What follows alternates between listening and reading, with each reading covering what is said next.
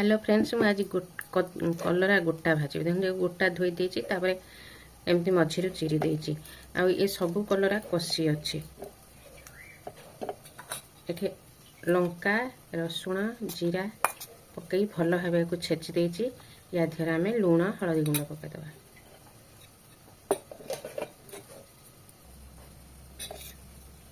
एथे लूण हळदी गुंड पके गोळाई दबा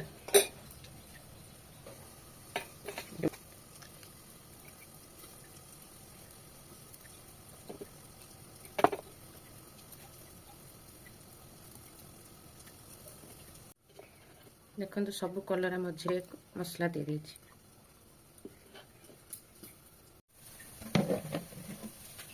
बेसन 2 चम्मच दबा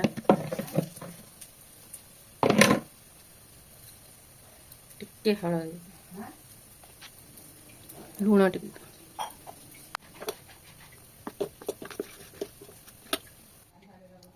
आण को अल्प टिके पानी दे एमिति बहलिया करके गोळेई दबा एथिरे कलरा गोळेई की हमें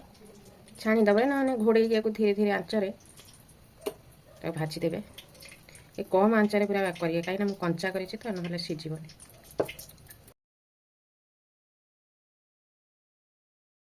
गोटे साइड हो गला एथर उल्टे दबा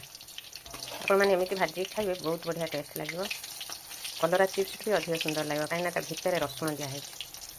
रसुण टेस्ट पिता सागर बहुत बढ़िया लगे।